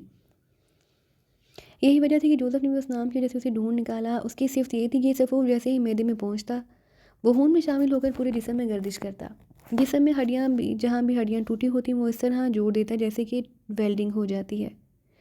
जो हड्डी उस सफ़ूफ से जुड़ती वो इस कदर ज़बरदस्त जुड़ती थी कि फिर उसे हथौड़े से भी तोड़ा ना जा सकता था। पाकिस्तान में इस बूटी को मुकामी तौर पर सुम्बलों के नाम से पुकारा जाता था और माहिर सन्यासी टूटी हुई हड्डियाँ जोड़ने में आम इस्तेमाल करते थे। ये इसी बूटी की करामत थी कि इमरान माजूर होने से बच गया था। इमरान सबसे आगे वाले हच्चर पर था और बाकी लोग सिवाय जोसेफ और मार्सिला के उसके पीछे कतार की सूरत में आ रहे थे, लेकिन इस बार उन्होंने सामान अलहदा हच्चरों पर रखने की बजाय अपनी अपनी पूछ पर लाद रखा था। उन सबके कांधों से मशीन गनें लटक रही थी। जोसेफ और जवाना उनसे हटकर दाएं तरफ से पैदल उनके साथ साथ आ रहे थे, जबकि मार्सिला हच्चर पर काफ़ी आगे जा रही थी। इमरान दूरबीन आंखों से लगाए इर्द गिर्द के माहौल का मुसलसल जायजा लेता जा रहा था। कहीं इस कंत्रों ने गलत बयानी से काम ना लिया हो। जूलिया ने हच्चर को हाँफते हुए आगे बढ़कर इमरान से मुखातिब होकर कहा, अब तो जो भी होगा देखा जाएगा। वैसे मेरी छठी हिस्स कह रही है कि मामला सिर्फ रत्नागर तक महदूद नहीं रहेगा, इमरान ने कहा और जूलिया ने होंठ खींच लिए। हच्चर ऊंचे नीचे पहाड़ी रास्तों पर बड़े इत्मीनान से सफ़र कर रहे थे और इस तरह उन्होंने सिराय से निकलकर अब तक काफ़ी फासला तय कर लिया था। मार्सिला से इमरान ने सिराय में ही रत्नागर तक पहुंचने के तमाम रास्तों के बारे में मालूमात हासिल कर ली थी। यही वजह थी कि वो इस तरह काफ़िले के आगे बढ़ाई लिए जा रहा था जैसे ये तमाम सफ़र उसके पहले से देखे हुए हों। रत्नागर एक पहाड़ी आबशार का नाम था और इस पहाड़ी आबशार के नीचे बुद्ध बख्शों का एक मशहूर पगोडा था और कंत्रों ने जवाना के बेपनाह तशद्दुद के बाद उन्हें बताया कि इस पगोडा के नीचे खुफिया तहखाने से एक रास्ता इस पहाड़ी की तरफ जाता है जहाँ से ज़ीरो मेटल ली जा रही है। पगोडे के नीचे बने हुए खुफिया तहखानों में ही ईगल फाइटर्स का हेडक्वार्टर है और वहाँ राजयोगी और महायोगी रहते हैं। लेकिन वो राजयोगी और महायोगी की असल शख्सियत के मुतालिक कुछ नहीं बता सकता। अलबत्ता उसने इतना ज़रूर बताया कि वो दोनों एक यूनियन हैं। क्या उस राजयोगी और महायोगी को इल्म ना होगा कि मैंने हुशेब को हलाक कर दिया और वो कंत्रों वगैरह भी हलाक हो गए हैं? जूली ने एक बार फिर कहा। यकीनन इल्म हो गया होगा। जो लोग इस कदर जहानत से पिकटिंग कर सकते हैं, वो इतने बेखबर तो नहीं रह सकते। इमरान ने सर हिलाते हुए कहा, तो फिर यहाँ हमारा तहफ़्फ़ुज़ क्या है? क्या कहीं किसी भी तरफ से हम पर गोलियों की बौछार हो सकती है? जूलिया ने होंठ भींचते हुए कहा। जहाँ तक तहफ़्फ़ुज़ का सिलसिला है, हम फ़ौरी तौर पर इतना कर सकते हैं कि एतराफ़ पर जोसेफ और जवान मौजूद है और हमसे आगे मार्सिला जा रही है। इन पहाड़ी इलाकों में मामूली सी नकलो हरकत भी देखने वाले की निगाह से छुपी नहीं रह सकती, इसलिए अगर कोई आदमी भी हरकत करेगा तो लाज़मन उन तीनों बाहम में से किसी को नज़र आ जाएगा। इमरान ने बड़े संजीदा लहजे में जवाब देते हुए कहा, और जूलिया ने इस तरह इस बात में सर हिला दिया जैसे बात उसकी समझ में आ गई हो। उनका सफ़र मुसलसल जारी रहा और फिर तकरीबन दोपहर का वक्त था कि जैसे उनके हच्चर एक पहाड़ी मोड़ पर मुड़े, उन्हें मार्सिला का हच्चर वापस उनकी तरफ आता दिखाई दिया। मार्सिला के चेहरे पर परेशानी के आसार नुमाया थे। क्या हुआ मार्सिला? इमरान ने ज़ोर से पूछा। नीलम का पुल गायब है, मार्सिला ने चीख कर जवाब दिया। नीलम का पुल क्या मतलब? इमरान ने हैरत भरे लहजे में कहा। यहाँ से कुछ दूर आगे एक तंग सी वादी आ जाती है जिसके चारों तरफ पहाड़ हैं। उस तंग वादी का नाम नीलम वादी है। उसे अबूर करने के लिए लकड़ी का पुल मौजूद था, लेकिन अब ये पुल वहाँ मौजूद नहीं। मौजूद नहीं है? टूट गया? मौजूद नहीं है। मैंने उसे नीचे वादी में तलाश करने के लिए निगाहें दौड़ाई, लेकिन उसे कोई आसार कहीं नहीं है। और दोनों एतराफ़ से उस पुल के जो हिस्से हैं उनसे यही ज़ाहिर होता है कि उन्हें तोड़ा गया है। तो क्या उस वादी को पार के बगैर और कोई रास्ता नहीं? नहीं, इस वादी को लाज़मन पार करना पड़ता है, लेकिन इसमें ऐसे रास्ते मौजूद हैं कि हम पैदल उसे पार कर सकते हैं। अलबत्ता हच्चर हमें छोड़ने पड़ेंगे। तो ठीक है, हम हच्चर छोड़ देते हैं, जूलिया ने सर हिलाते हुए कहा। नहीं, हमें ट्रैप करने के लिए ऐसा किया गया है। ये पुल लाज़मन जानबूझकर तोड़ा गया है ताकि हम इस तंगवादी में दाखिल हों तो हमें फिर ज़िंदा बाहर ना निकलने दिया जाए। मार्सिला, ये बताओ कि अगर ईगल फाइटर से ये प्लानिंग हो तो क्या वो ऊपर चारों तरफ वाले हिस्से तक पहुंच सकते हैं? वो किस रास्ते से वहां पहुंचेंगे? इमरान ने हच्चर से नीचे उतरते हुए पूछा। अरे नहीं, ऐसा नामुमकिन है। चारों तरफ पहाड़ियाँ बिल्कुल सीधी और सपाट है, नुकीली पहाड़ियों उन पर किसी का चढ़ना महाल है। अलबत्ता सिर्फ दो रास्ते ऐसे हैं जिनसे इस वादी में दाखिल होकर बाहर निकला जा सकता है। ये दोनों सुरंगें हैं। मार्सिला ने कहा कि नहीं, अगर पुल होता तब भी हमें उन सुरंगों से गुजरना पड़ता। इमरान ने चौंक कर पूछा। हाँ, ये पुल दोनों सुरंगों के दरमियान बनाया गया था। इधर से जाने वाली सुरंग तो बहुत चौड़ी है, अलबत्ता दूसरी तरफ जाने वाली सुरंग बहुत तंग है। हाँ, तो फिर उन्होंने पुल क्यों हटाया? जूलिया ने तंग आकर कहा। ओके ठीक है, तुम लोग ठहरो, मैं और मार्सिला जाकर उसको चेक करते हैं, इमरान ने कहा। और दूसरे लम्हे वो उछलकर अपने हच्चर पर सवार हो गया। फिर उसने हच्चर आगे बढ़ा दिया। मार्सिला भी, जो अपने हच्चर से उतर चुकी थी, उछलकर हच्चर पर बैठी और हच्चर को दौड़ाकर इमरान के पीछे चल पड़ी। तकरीबन 15 मिनट के मुसलसल सफ़र के बाद दोनों हच्चर एक चौड़ी सी सुरंग में दाखिल हो गए। सुरंग के अख्ताम पर वो वादी है। मार्सिला ने कहा और इमरान ने सर हिला दिया। थोड़ी देर बाद हच्चर सुरंग के दहाने पर पहुंचकर रुक गए, क्योंकि आगे रास्ता ना था बल्कि नीचे गहरी कुआंनुमा वादी थी। इमरान और मार्सिला हच्चरों से नीचे उतरा और इमरान ने गले में लटकी हुई दूरबीन आंखों से लगाई और सुरंग में बैठकर उसने इर्द गिर्द का जायज़ा लेना शुरू कर दिया। पुल के हिस्से को देखते ही वो समझ गया कि पुल को बाकायदा हटाया गया है। गो पुल के आसार बता रहे थे वो बहुत हंसता है, लेकिन इसके बावजूद उसका खास तौर पर तोड़ा जाना बिल्कुल ही ट्रैप था। वादी कुएं की सतह की तरह तंग थी और बाकी इससे चारों तरफ बिल्कुल सीधी और सपाट पहाड़ियाँ थी। उनकी दरख्त इस तरह थी उनकी साख्त इस तरह थी जैसे किसी ने पत्थरों को ब्लेड से काट कर प्लेट की तरह बना दिया हो, और ऊपर से भी वो नोकीली थी और उनकी ऊंचाई भी बहुत ज़्यादा थी। इसलिए इन पहाड़ियों के ऊपर से तो किसी सूरत में इन पर मशीन गन से फायरिंग ना की जा सकती, और अगर लॉन्ग रेंज राइफल भी इस्तेमाल की जाए तब भी नहीं। लेकिन अब वो दूरबीन से एक एक पहाड़ी का बगौर जायज़ा ले रहा था। जनूबी तरफ की पहाड़ियाँ हैं, अलबत्ता चंद गारे से बनी हुई थी, लेकिन इसके उनके दहाने भी हाली पड़े हुए थे। ये जनूबी पहाड़ी में जो गारें नज़र आ रही थी उनका सिलसिला किस तरफ को है? इमरान ने पास बैठी हुई मार्सिला से पूछा। जनूबी पहाड़ी में गारें, ज़रा दिखाना दूरबीन। मार्सिला ने कहा और इमरान ने दूरबीन गले से निकालकर मार्सिला की तरफ बढ़ा दी। मार्सिला ने दूरबीन आंखों से लगाई और गौर से जनूबी पहाड़ियों को देखने लगा।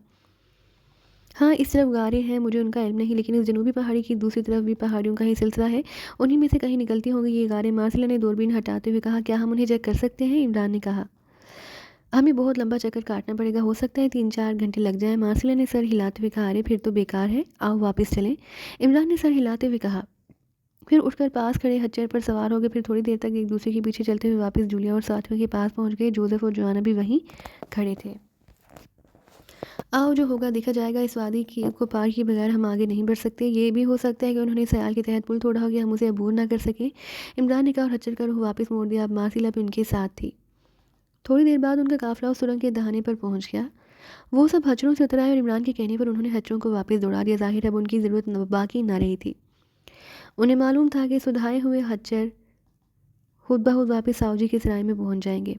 अब मेरी बात गौर से सुन लो, हम 2 ग्रुपों की सूरत में इस वादी को पार करेंगे। पहले जूलिया, मार्सिला, सफदर और टाइगर आगे बढ़ेंगे। तुम सबने नीचे उतरकर उस जनूबी पहाड़ी की जड़ के करीब से होते हुए आगे बढ़ना है। मैं, कैप्टन शील, जोसेफ और जोआना यही रहेंगे और तुम्हारा तहफ़्फ़ुज़ करेंगे। जब तुम दूसरी सुरंग के दहाने में दाखिल हो जाओगे तो फिर हम नीचे उतरेंगे और वो इस सूरत में तुमने हमारा तहफ़्फ़ुज़ करना है। इमरान ने प्लानिंग बताते हुए कहा, ठीक है, इस तरह ज़्यादा बेहतर रहेगा। मार्सिला ने सर हिलाते हुए कहा, चलो फिर तुम रवाना हो जाओ। इमरान ने मुस्कुराते हुए कहा और मार्सिला, जूलिया, सफदर और टाइगर मशीन गन हाथों में पकड़े आगे बढ़ते चले गए। और सुरंग के दहाने से निकलकर वो नीचे वादी में जाने वाले तंग और खतरनाक रास्ते पर उतरने लगे, जबकि इमरान और कैप्टन शील वहीं दहाने पर लेट गए। इमरान ने जनूबी तरफ और कैप्टन शील ने शुमाली तरफ निगाह रख ली, जबकि जोसेफ और जोआना इमरान के हुक्म पर सुरंग के पिछले दहाने पर पहुंच गए ताकि उन पर हुक्म से वार ना हो सके। वादी में उतरने के बाद जूलिया और उसके साथी तेज़ी से जनूबी पहाड़ी की तरफ बढ़े, फिर तेज़ी से चलते हुए दूसरी सुरंग की तरफ बढ़ते चले गए। इमरान और कैप्टन शील बड़े चौकन्ने अंदाज में इर्द गिर्द का जायजा ले रहे थे, लेकिन हर तरफ मुकम्मल खामोशी छाई हुई थी। और थोड़ी देर बाद जब जूलिया और उसके साथी बाहरिया दूसरे रास्ते पर चढ़कर दूसरी तरफ की सुरंग के दहाने में पहुंच गए तो इमरान ने इत्मीनान की एक तवील सांस लेते हुए जोसेफ और जोआना को हिलाया और उनके आने पर वो भी सुरंग के दहाने से निकलकर नीचे उतरने लगे। उन्हें दूसरी तरफ की सुरंग के दहाने से झांकती हुई मशीन गनों की नालें साफ नजर आ रही थी, क्योंकि वादी का फैलाव ज़्यादा ना था, इसलिए वो जूलिया और उसके साथियों को बाहु भी देख सकते थे। वादी की सतह पर पहुंचकर वो तेज़ी से दूसरी सुरंग की तरफ बढ़ने ही लगे थे कि अचानक तंग सी वादी की फिजा मशीन गनों की रेट रेट और इंसानी चीखों से गूंज उठी। यूँ लग रहा था जैसे वादी पर अचानक कयामत टूट पड़ी हो। बर्ड की एक छोटी सी मशीन सामने रखकर एक तंग से कार में बैठा हुआ था। मशीन पर लगी हुई स्क्रीन पर एक नक्शा सा बना हुआ था, जिस पर जगह जगह सुरह रंग के नंबर लिखे हुए थे और एक नीले रंग का नुक्ता आहिस्ता आहिस्ता लकीर बनाता हुआ नंबर से गुजर कर दूसरे नंबर की तरफ बढ़ रहा था। बोस पुल हटा लिया गया। उसी लम्हे एक और कभी हैकल आदमी ने गार में दाखिल होते हुए कहा। उसने तंग पतलून और जैकेट पहन रखी थी और उसके बगल से मशीन गन लटकी हुई थी। ठीक है, वो लोग अब काफ़ी नज़दीक पहुंच गए हैं, इसलिए तुम सबको उनके मखसूस पॉइंट पर बिठा दो। मैं मेन पॉइंट पर रहूँगा, बर्ट ने उठते हुए कहा। उसने मशीन गन भी उठा ली थी। उसके जिस्म पर भी स्याह रंग का चुस्त लिबास था। यस बॉस, आने वाले ने कहा और वापस मुड़ गया। बर्ट भी इसके पीछे चलता हुआ गार से बाहर निकला और फिर तेज़ी से एक पहाड़ी पगडंडी पर दौड़ता हुआ पहाड़ी से नीचे उतरने लगा। कुछ दूर जाकर वो एक और तंग सी गार के दहाने में दाखिल हो गया। ये गार सुरंग नुमा थे और हाथी तवील थे। उसके दूसरे सिरे से भी रोशनी दिखाई दे रही थी। थोड़ी देर बाद बर्ट मशीन समेत दूसरे दहाने पर पहुंचकर रुक गया। उस दहाने के आगे नीलम वादी थी, जो यहाँ से काफ़ी गहराई में थी। ये गार उस वादी के शुमाली हिस्से में थी और सुरंग का दहाना यहाँ पहुंचकर हादसा तंग हो गया, लेकिन एक छोटा सा सुराह अलबत्ता मौजूद था, जिसमें से वादी को बाहूबी देखा जा सकता था। यहाँ से बर्ट को वादी के दोनों तरफ मौजूद दहाने साफ दिखाई दे रहे थे। उसने मशीन नीचे रखी और फिर मशीन गन को उसने इस सूरत में इस तरह एडजस्ट कर दिया कि जिस तरफ वो चाहे उससे गोलियां चला सकता था। मशीन पर हरकत करता हुआ नुक्ता अचानक साकत हो गया तो बर्ट बेएहतियात चौंक पड़ा।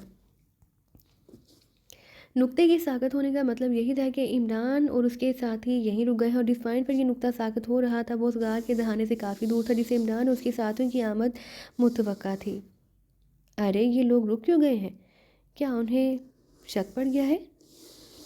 बर्ट ने बड़बड़ाते हुए कहा। फिर जेब में हाथ डालकर उसने एक छोटा सा डिब्बा निकाला और उसकी साइड पर लगा हुआ एक बटन दबा दिया। हेलो हेलो, राज योगी कालिंग मंगल साव ओवर। बर्ट ने बार बार फिक्रा दोहराना शुरू कर दी। यस मंगल साव अटेंडिंग ओवर। चंद लम्हों बाद डिब्बे में से मंगल साहब की आवाज़ सुनाई दी। मंगल साहब, इमरान और उसके साथ ही रुक गए हैं, क्या तुम उन्हें देख रहे हो? ओवर। बर्ट ने तेज़ आवाज़ में पूछा। नहीं बॉस, ये लोग बेहद चौकन्ने हैं और फैल कर आगे बढ़ रहे हैं, मैं उनसे काफ़ी फासले पर हूँ। ओवर। मंगल साहब की आवाज़ सुनाई दी। कितने फासले पर चल रहे हैं? बहुत ज़्यादा फासले नहीं है बॉस, अगर वो रुक गए हैं तो मैं चंद मिनट में उन्हें चेक कर सकता हूँ। ओवर। मंगल साहब ने जवाब दिया। ओके, एहतियात से आगे बढ़कर उन्हें चेक करो और मुझे बताओ कि वो क्यों रुक गए हैं। बर्ट ने कहा और डब्बे का ढक्कन दबा दिया। ये ज़ीरो ट्रांसमीटर था जो एक तरफा था, सिर्फ बर्ट ही उससे कॉल कर सकता था। दूसरी तरफ से कॉल मिलने पर बात तो की जा सकती थी, लेकिन बराह रास्त कॉल ना हो सकती थी। बर्ट ने डब्बा ज़मीन पर रखा, फिर मशीन पर लगे हुए 2-3 बटन दबा दिए। दूसरे लम्हे मशीन के निचले हिस्से से दोनों टूटू की आवाज़ें निकलने लगीं। Yes mechanic attending over. चंद लम्हों बाद उसी आदमी की आवाज़ सुनाई दी जिसने गार में दाखिल होकर पुल के तोड़े जाने की इतला दी थी। मैकानिक, तुम तमाम लोग सही जगह पर पहुंच गए हैं। ओवर। बर्ट ने कहा। यस बॉस, मैंने खुद उन्हें चेक कर लिया है। ओवर। मैकानिक ने जवाब दिया। सुनो, तुम्हारे तमाम पार्ट्स को वादी या सुरंग से चेक किया जा सकता है, इसलिए तुम सब लोग दहानों के करीब नहीं जाओगे बल्कि काफ़ी पीछे रहोगे। जब मैं कॉल करूँगा उस वक्त तुम लोगों ने दहानों पर लेटना है, फिर वादी में मौजूद हर शख्स को भून डालना है। ओवर। बर्ट ने तेज़ लहजे में कहा। यस बॉस, मैं समझता हूँ बॉस, मैंने पहले ही उन्हें ये हिदायत दे दी है। ओवर। मैकानिक ने जवाब दिया। Okay. Over and all.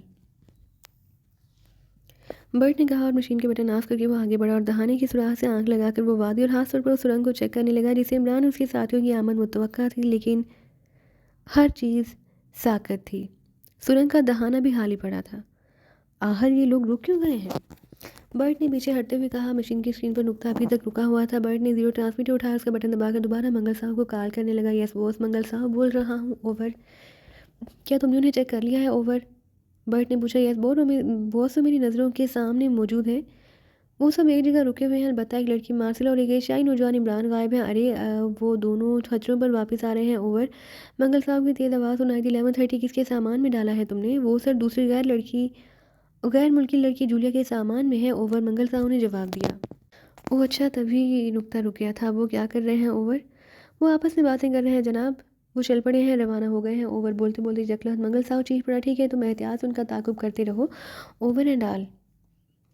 Burt ने जीरो ट्रांसमीटर का बटन ऑफ करते हुए कहा और वो जीरो ट्रांसमीटर को रखकर उसने मशीन की स्क्रीन को चेक करना शुरू कर दिया। नुकता अब दोबारा हरकत में आ गया था। अरे वेरी गुड, ये सुरंग की तरफ ही आ रहे हैं, बर्ट ने खुद कलामी करते हुए कहा। और जब नुकता एक जगह पहुंचकर दोबारा साकत हुआ तो उसने मशीन गन की स्क्रीन से नज़रें हटाकर दहाने की सुराख पर नज़रें जमा दी और दूसरे लम्हे उसके लबों पर फातिहाना मुस्कुराहट उभर आई, क्योंकि सामने वाली सुरंग के दहाने में से इमरान और उसके साथ ही साफ नज़र आ रहे थे। दूरबीन की शीशों की चमक भी नज़र आ रही थी। तुम हमें ना देख सकोगे इमरान, और अब देखो मैं तुम्हारा क्या हशर करता हूँ,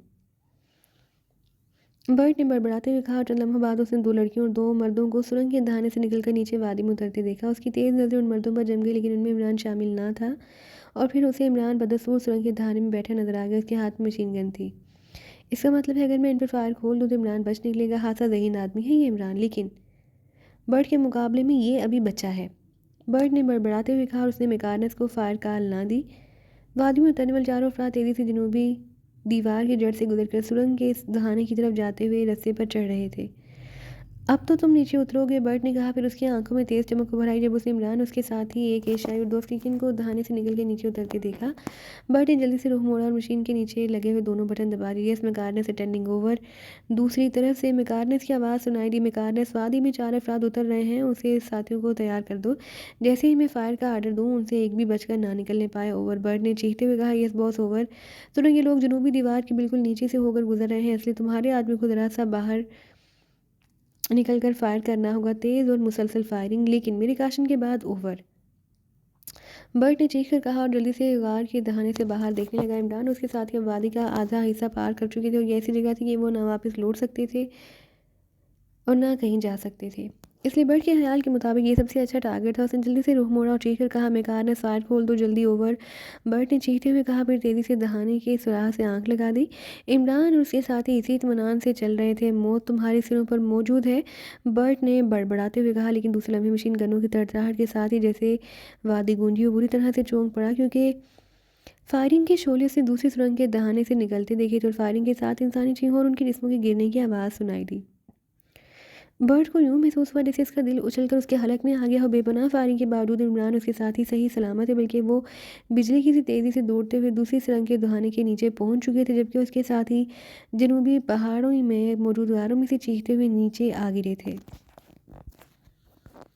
बर्ट ने जल्दी से अपनी मशीन गन के ट्रैगर पर उंगली रखी, लेकिन उसी लम्हे उसके हाथ को ज़बरदस्त झटका लगा और मशीन गन उछलकर उसके चेहरे से इतने ज़ोर से टकराई कि वो बेएहतियात चीखता हुआ पीछे मशीन पर उलट गया और नीचे गिरते हुए उसे अपनी पुष्ट में भी बंगारी से भरते महसूस हुए। फिर वो फटक कर पहलू के बल गिरा। उसकी नाक से खून फव्वारे की तरह निकल रहा था, साथ ही उसे अपनी पुष्ट में भी आग सी महसूस हो रही थी। एक लम्हा साकित रहने के बाद वो उछलकर खड़ा हुआ और दूसरे लम्हे एक तवील सांस से उसके हलक से निकल गई। मशीन गन ज़मीन पर बिखरी हुई पड़ी थी। उसके चेहरे पर पड़ने वाली मशीन की नाल का पहला हिस्सा गायब हो चुका था। फिर सारी बात उसकी समझ में आ गई। उसको चेक करके गोली मारी गई थी, लेकिन गोली मशीन गन की निकली हुई नाल पर पड़ी और उसका आधा हिस्सा उड़ गया और झटके से बाकी मशीन गन उछलकर उसके चेहरे पर पड़ी। मशीन टूट गई। उसके बाद उसकी पुष्ट में घुसकर जख्मी कर दी। वो सोच रहा था कि वो बार बार बचा, अगर गोली बाल बराबर भी ऊंची पड़ती तो सीधे उसके दिमाग में उतर जाती। बॉस बॉस, सब आदमी मर गए, सिर्फ 2 आदमी बचे हैं, लेकिन वो भी शदीद जख्मी है। मैकार से अंदर दाखिल होते हुए कहा। मैं भी बच गया हूँ, वरना मेरा शुमार भी मरने वालों में होता। बर्ट ने होंठ भींचते हुए कहा। वो बॉस, आप जख्मी हैं, हुआ क्या था? बॉस दूसरी तरफ की सुरंग के दहाने से अचानक फायरिंग हुई और बाहर को लटक कर पोजीशन लेते हुए सारे अफराद गोलियां खाकर मुर्दा छिपकलियों की तरह नीचे जा गिरे। 2 आदमियों के चेहरों पर गोलियां पड़ी और उनकी खोपड़ियां उड़ गईं। सिर्फ मैं और 2 साथी बच गए हैं क्योंकि हम पीछे थे। अपने आदमियों के मरने के बाद जब हम आगे को बढ़े तो वादी में मौजूद लोग दूसरी सुरंग के दहाने के अंदर गायब हो चुके थे। चनाचे में आपकी तरफ दौड़ पड़ा, मैकार्नस ने कहा। इसका मतलब है उन्होंने इंतहाई दहाने से हमारी सारी प्लानिंग फेल कर दी है। मुझे दूसरे दहाने से फायरिंग का ख्याल तक ना आया था। बहरहाल ठीक है, अब भी हम उन्हें रोक सकते हैं।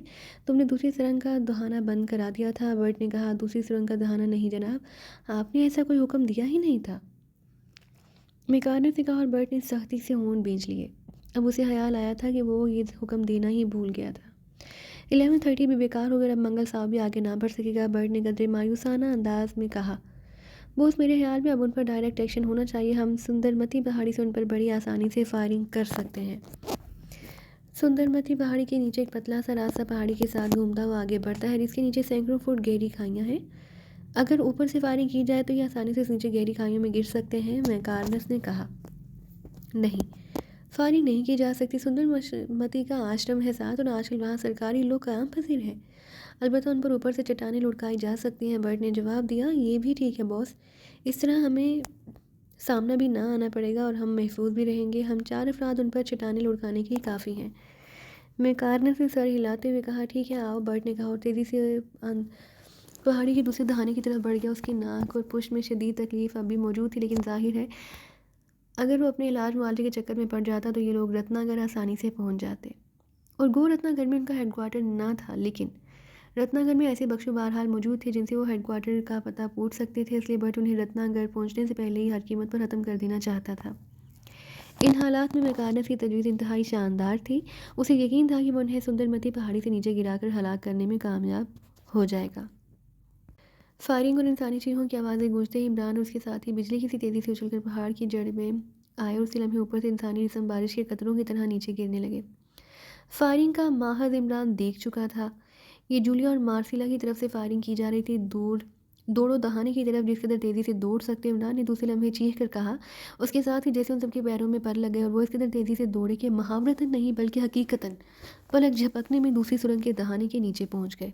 दहाने से अभी तक फायरिंग मुसलसल जारी थी। रुक जाओ, हमारे इमरान ने ऊपर चढ़ते हुए करीब पहुंचकर चीखते हुए कहा।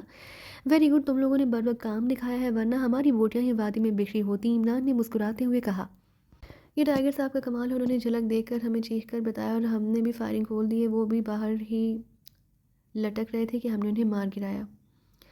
हमने शुमाली पहाड़ी में भी एक सुराख चेक किया था। मुझे शुबा हुआ कि उसमें से मशीन गन की नाल बाहर झांक रही है। सुराख बिल्कुल छोटा था, इसलिए सिर्फ शोभा था, मगर मैंने उस पर गोली चला दी। मेरा ख्याल है वहाँ भी कोई आदमी ज़रूर था। सफदर ने इमरान को बताया। होगा। बहरहाल अब यहाँ से फ़ौरन निकलने की करो। यकीनन उनके सामने हमारे आदमी ना मरे होंगे। इस बार मरने वाले बख्शु नहीं थे बल्कि एक्रीमियन गैर मुल्की थे। उसका मतलब यही हो सकता है कि अब ईगल फाइटर बराह रास्त मुकाबले पर आ गए हैं, इमरान ने कहा और उसके साथ ही उसने उस तंग सी सुरंग के दूसरे दहाने की तरफ दौड़ लगा दी। बाकी साथी भी एक एक करके उसके पीछे चल रहे थे क्योंकि सुरंग की चौड़ाई इतनी ही थी कि उसमें बैक वक्त एक आदमी ही चल सकता था। थोड़ी देर बाद वो सब सुरंग से बाहर निकला है, जहाँ का जंगल पहले की निस्बत कम घना था, लेकिन यहाँ पहाड़ी चट्टानें बहुत ज़्यादा कटी फटी थी। इधर से चलो, हम संदरमती पहाड़ी की पतली कगर से गुजर कर ही रत्नागर पहुँच सकते हैं, मार्सिला ने बाहर निकले हुए से कहा। जोसेफ और जोआना, तुम दोनों ऊपर पहाड़ी पर चढ़कर हमारे साथ आगे बढ़ोगे, क्योंकि यहाँ सिर्फ एक साइड पर पहाड़ियाँ हैं और ईगल फाइटर्स लाजमन किसी भी जगह हम पर वार कर सकते हैं। इमरान ने इधर उधर देखते हुए जोसेफ और जोआना से मुहातिब होकर कहा और जोसेफ और जोआना सर हिलाते हुए पहाड़ी के ऊपर चढ़ने लगे। उनके ऊपर चढ़ जाने के बाद इमरान बाकी साथियों को हमरा लिया आगे बढ़ने लगा। मार्सिला सबसे आगे थी और बाकी साथी उसके पीछे कतार की सूरत में पैदल चल रहे थे। उन्होंने एक दूसरे के दरमियान काफ़ी फासला रखा ताकि फायरिंग की सूरत में वो बैक वक्त निशाना ना बन सके। चलते हुए इमरान समेत उन सबकी नज़रें तेज़ी से इर्द गिर्द का जायज़ा ले रही थी, लेकिन बगैर किसी नाखुशगवार हादसे के वो सुंदरमती पहाड़ी पर पहुंच गए। यहाँ से जाता हुआ रास्ता वाकई इंतहाई खतरनाक था। पहाड़ी की दीवार यहाँ से बिल्कुल सीधी ऊपर को चली जाती थी, जिसके साथ साथ एक पतली सी कगर थी जिस पर बामुश्किल पैर पूरे आते थे। इस पतली सी कगर की दूसरी तरफ हज़ारों फुट की ऐसी गहराइयाँ थी जिनकी तय घुप अंधेरों में डूबी हुई थी। मार्सिला पतली सी कगर की तरफ बढ़ने लगी कि इमरान ने आवाज़ देकर उसे रोक लिया। ठहरो, ये सबसे खतरनाक जगह है, क्या नीचे से कोई रास्ता आगे नहीं जाता? इमरान ने मार्सिला से पूछा। नहीं, रास्ता तो यही है, या फिर लंबा चक्कर काट कर ऊपर पहाड़ी से गुजरना पड़ेगा, बस ज़रा एहतियात की ज़रूरत है। मार्सिला ने बेफिक्री से जवाब दिया, मेरी छठी ही सायरन बजा रही है। हम पर हमले की ये सबसे अच्छी जगह है, इसलिए मैं अकेला पहले जाऊंगा, तुम लोग बिखर कर ऊपर का ख्याल रखोगे। जब मैं गुजर जाऊंगा तो फिर दूसरा आदमी आगे बढ़ेगा। उधर से मैं और इधर से बाकी लोग उसका तहफ़्फ़ुज़ करेंगे। इमरान ने चंद लम्हे खामोश रहने के बाद कहा, ठीक है, देर तो लग जाएगी लेकिन तहफ़्फ़ुज़ इसी तरह हो सकता है, सबने सर हिलाते हुए कहा। और इमरान हाथ में मशीन गन पकड़े तेज़ी से उस कगर की तरफ बढ़ गया, जबकि बाकी सारे साथियों ने बिखर कर अपनी मशीन गनों का रुख ऊपर की तरफ कर लिया। इमरान ने भी आधा रास्ता ही तय किया था कि यकलत ऊपर से गड़गड़ाहट की आवाज़ उगली और इमरान यकलत इस पतली सी कगर पर दौड़ पड़ा। गो इस तरह दौड़ने से वो नीचे हज़ारों फुट की गहराइयों में गिर सकता था, लेकिन ऐसा ना हो। अलबत्ता वो दौड़ पड़ता तो फिर यकीनन उसका हाथमा लाजमी था, क्योंकि दूसरे लम्हे एक भारी सा पत्थर लुढ़कता हुआ ऐन उस जगह से गुजर कर नीचे हज़ारों फुट की गहराई में गिर गया जहाँ चंद लम्हे पहले इमरान मौजूद था। अभी पत्थर इस कगर से टकरा कर नीचे गिरा ही था कि ऊपर पहाड़ी से तेज़ फायरिंग की आवाज़ों के साथ ही ऐसी आवाज़ें सुनाई दी, लेकिन जैसे कई अफराद एक दूसरे से लड़ पड़े हों, लेकिन इमरान या उसके किसी साथी को भी नीचे से लड़ते हुए आदमी दिखाई ना दे रहे थे, बल्कि सिर्फ आवाज़ें सुनाई दे रही थी। इमरान ने कदम तेज़ कर दिए, लेकिन उसी लम्हे ऊपर से एक साया उछलकर नीचे गिरता हुआ दिखाई दिया। उसके साथ ही जोसेफ खौफनाक चीख उसे अपने सर पर सुनाई दी। इमरान तेज़ी से पलटा और उसने ऊपर से गिरते हुए जोसेफ को देखकर होंठ बीट लिए। जोसेफ की मौत यकीनी थी। जिस जगह गिर रहा था वहाँ से इमरान कुछ फासले पर आ गया था, लेकिन जोसेफ को देखते ही इमरान तेज़ी से वापस दौड़ा और उसने भारी चट्टान के नीचे गिरते हुए जोसेफ को इस तरह कैच करना चाहा जैसे कोई क्रिकेटर कोई मुश्किल कैच थामने के लिए आगे बढ़ता है। और इमरान को इस तरह आगे बढ़ते देखकर उसके सारे साथियों की हलक से बुरी तरह चीखें निकल गईं। जोसेफ तो गिर ही रहा था, लेकिन जिस तरह इमरान इस पतली कगर पर चल रहा था और जो कुछ वो करना चाहता था, उसका लाजमी नतीजा यही निकलना था कि वो भी जोसेफ के साथ ही हज़ारों फुट की आंधी गहराइयों में गिरकर हमेशा के लिए गायब हो जाता। और वही हुआ। इमरान ने जोसेफ को कैच करने के लिए अपने आप को जोसेफ समेत पहाड़ी चट्टान से चिमटा लिया, लेकिन कलाबाजी खाता हुआ जोसेफ इतनी आसानी से कैसे कैच हो सकता था। ज़ोरदार झटका लगने से इमरान के पाँव भी कगर से उखड़ गई और फिर वो जोसेफ समेत हज़ारों फुट गहराइयों में गिरता चला गया। इमरान के सब साथियों ने बेएहतियात आंखें बंद कर लीं। खौफ की शिद्दत से उनके हलक से इस बार चीखें ना निकल सकी थी। जोसेफ और इमरान एक दूसरे से लिपटे हुए हज़ारों फुट की अंधी गहराइयों में गिरते चले जा रहे थे, उन अंधी गहराइयों में जहाँ यकीनी मौत उन दोनों का मुकद्दर बन चुकी थी। हर चीज़ पर जैसे मौत का सा सकूत तारी हो गया था। यूं लग रहा था तमाम पहाड़ और जंगल इमरान और जोसेफ की मौत की सोग में खामोश हो गए हों। इमरान और जोसेफ के जिस्म एक दूसरे से लिपटे हुए नीचे गिर रहे थे। अब अंधी गहराइयों पर छाए हुए अंधेरे सिर्फ पलक झपकने की हद तक रह गए थे कि अचानक फिजा में कोई चीज़ चमकी और दूसरे लम्हे उन सबकी आंखें हैरत से खुली की खुली रह गई। ये चमक मार्सिला की गहराई में कूदते हुए जिस्म की थी। वो सबसे नीचे उतरकर खड़ी हुई थी, काफ़ी नीचे। और इमरान और जोसेफ के जिस्म उसके बिल्कुल करीब पहुंच चुके थे कि यकलहत मार्सिला अपनी जगह से उछली और दूसरे लम्हे वो इस तरह फिजा में उड़ती हुई उन दोनों के जिस्मों की तरफ बढ़ती गई जैसे भूखा अकाब अपने शिकार पर झपटता है। दूसरे लम्हे वहाँ मौजूद हर शख्स की आंखें इस अजीबोगरीब मंजर को देखकर झपकना भूल गईं। मार्सिला का जिस्म फिजा में तैरता हुआ पूरी कुव्वत से नीचे गिरते हुए इमरान और जोसेफ से टकराया, और फिर जैसे ही इमरान और जोसेफ के जिस्म उसके बाजुओं के घेरे में आए, उसने बाजू समेट लिए और उसके साथ उसका जिस्म उनसे टकराने और उनके वजन नीचे गिरने की बेपनाह रफ्तार की वजह से एक ज़ोरदार झटके से उनका रुख मुड़ा और वो मार्सिला समेत नीचे गिरने की बजाय बिजली की सी तेज़ी से मुखालिफ सिम की तरफ बढ़ते गए, बिल्कुल इसी तरह जैसे मार्सिला ने उन्हें अपने बाजों में समेटे। दरमियानी हला को पार करने के लिए दूसरी तरफ छलांग लगाई थी। फिर पलक झपकने से भी कम अरसे में वो इस हला की दूसरी तरफ एक ऊंचे दरख्त से ज़ोरदार धमाके से टकराए। दरख्त की शाखें टूटने की आवाज़ें सुनाई दी। जोसेफ और इमरान ने तो शायद दरख्त की शाखों को पकड़ लिया था, लेकिन मार्सिला के दोनों बाजू चूंकि उनके गिर्द लिपटे हुए थे, इसलिए वो दरख्त की किसी शाख को ना पकड़ सके और ज़ोरदार झटका लगने से दीवार से टकरा कर वापस पलटने वाली गेंद की तरह उसका जिस्म पीछे को हटा और अब वो अकेली उस गहराई में गिरने लगी जिसमें एक लम्हा पहले जोसेफ और इमरान गिर रहे थे। अचानक इमरान ने दरख्त को छोड़ा और बिल्कुल इसी अंदाज में जैसे मार्सिला ने छलांग लगाई थी, इमरान फिजा में तैरता हुआ नीचे गिरती हुई मार्सिला की तरफ झुकता। हालांकि मार्सिला का गिरता हुआ जिस्म इस तरह से काफ़ी नीचे जा चुका था, लेकिन इमरान तीर की तरह उड़ता हुआ उसे टकराया और वो मार्सिला को साथ लिए उस सिमत काफ़ी गहराई में मौजूद एक और दरख्त से जा टकराया जिसके ऊपर इमरान के साथी मौजूद थे। एक बार फिर दरख्त की शाखें टूटने की आवाज़ें सुनाई दी, लेकिन इस बार इमरान ने ना सिर्फ मार्सिला का बाजू पकड़ लिया बल्कि दरख्त की एक मोटी शाख को भी पकड़ लेने में कामयाब हो गया। और अब इमरान एक हाथ से दरख्त की शाख पकड़े, दूसरे हाथ से मार्सिला का बाजू पकड़े दरख्त के साथ लटक रहा था। मार्सिला का जिस्म उससे नीचे लटका हुआ था कि यकलहत इमरान ने अपने बाजू को ज़ोरदार झटका दिया और दूसरे में हवा में लटकी हुई मार्सिला उछलकर एक शाख से चिमट गई। और उसके साथ ही इमरान ने भी दूसरे हाथ से शाह पकड़ ली और साथ ही दोनों टांगें शाह के गिर्द कैंची की तरह डालकर वो सीधा हुआ और इस मजबूत शाह पर इस तरह बैठ गया जैसे अब तक सब कुछ हुआ भी इसलिए हो कि वो इस तरह इत्मीनान से शाह पर बैठ सके। और जूलिया समेत सबकी रुकी हुई सांसें इतनी तेज़ी से बाहर निकलीं कि जैसे कार के टायर बस्ट हो गए हों। और ये खुदा का शुक्र है, जूलिया ने तवील सांस लेते ही दोनों हाथों से बेएहतियात अपना मुंह ढांप लिया और इस तरह से ज़मीन पर बैठ गई जैसे उसके जिस्म में जान ही ना रही हो। जबकि बाकी साथी बिजली की सी तेज़ी से नीचे उतरते हुए उस दरख्त की तरफ दौड़ पड़े जिस पर इमरान और मार्सिला गिरे थे। उधर जोसेफ भी दरख्त से नीचे उतरकर एक चट्टान पर खड़ा हाथ हिला रहा था जैसे उसने आलमी मुकाबले में सबसे लंबा जंप लगाकर कोई आलमी रिकॉर्ड कायम कर दिया हो। उधर जवाना किसी को कंधे पर लादे हुए पहाड़ी से नीचे उतरता हुआ नजर आया। उसका चेहरा दूर से गमज़दा और दिल गिरफ्तार नजर आ रहा था। उसने यकीनन जोसेफ को नीचे गिरते देख लिया था और जाहिर है उसके लिहाज से तो जोसेफ मौत की गहराई में डूब चुका था। लेकिन नीचे उतरते हुए उसकी मुसरत भरी चीख सुनाई दी और फिर वो इस कदर तेज़ी से नीचे उतरने लगा जैसे हवा में उड़ता हुआ आ रहा हो। उसने यकीनन दूसरे किनारे पर खड़े जोसेफ को सही सलामत देख लिया था। हैरत अंगेज़ मार्सिला, तुमने कमाल कर दिखाया। टाइगर सफदर कैप्टनशील इमरान वाले दरख्त के पास पहुंचते ही बुरी तरह से चीखते हुए कहा, और मेरे कमाल की कोई दाद नहीं दे रहा। सच कहते हैं लेडीज फर्स्ट। इमरान ने पहली बार मुंह बनाते हुए कहा और मार्सिला समेत सभी बेएहतियात हंस पड़े।